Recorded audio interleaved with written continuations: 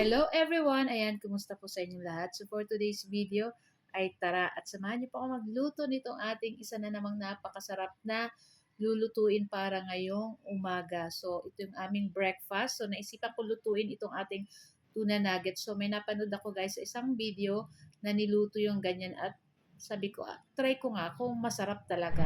So yun na nga at pig-try ko, naku napakasarap nga talaga guys at nagustuhan ng aking 3 sons. Yun lang naman ang importante, 'di ba? Yung magustuhan ng mga anak natin. So kahit ako gusto ko din siya, guys, masarap isawsaw sa ketchup or kahit sa sweet chili sauce. Naku, kayo na pong bahala. So ayan na nga. So nagpakulo lang tayo ng tubig, niluto natin yung ating patatas na 2 piraso.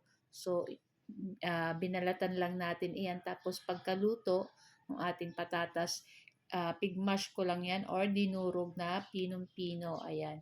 Tapos syempre gagamit din po tayo dyan ng 1 pirasong itlog at yung ating 1 century tuna na nasa lata, yung maliit lang yun. Tatanggalin lang natin yung sabaw nun at ang gagamitin lang natin dun ay yung tuna mismo. Tapos, syempre, gagamit din po tayo dyan ng 2 tablespoon na harina, 2 tablespoon din na breading mix. So, kahit ano pong brand, ayan, kung ano po yung gusto nyo ilagay.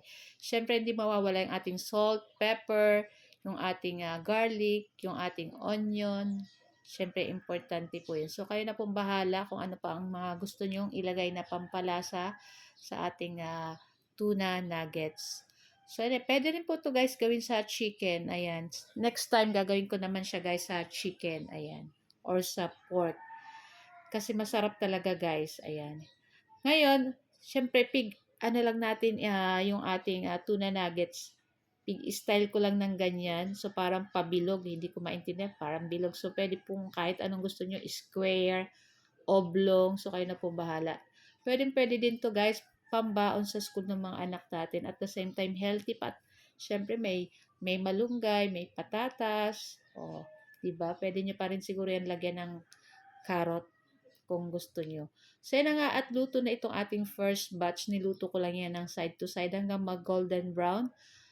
Siyempre, dapat medium fire lang tayo para hindi masyadong matutong kasi madali naman pong maluto itong ganito. Kaya, dapat hindi malakas yung apoy. Iwasan natin na matutong. So, ayan na nga itong ating second batch. So, lulutuin ko lang din hanggang maluto kabilaanan. Ayan. At pagluto na yan ay pwede na rin nating hanguin. Siyempre, gagamit tayo ng paper towel para yung excess oil ay hindi natin makain masala ng ating paper towel. Yung mga sobrang mantika nitong ating nilutong tuna nuggets. So, ayan na nga at luto na rin to. So, hanguin na natin guys. Nako, excited na rin kaming tikman at itong tuna nuggets kung talagang masarap talaga. Ayan. So, yan na nga. So, unang kagat namin guys, syempre yung aking 3 sons nasa, wow, ano yan ma? Ang sarap pala nito Kaya talagang uulitin pa namin to guys. Pero next, sa sunod siguro, hindi naman tuna. Pwede siguro ang hot dogs, or ham, or chicken, pork. So, yun lang guys. So, ito lang po ang aming video today. Thank you for watching. Ciao!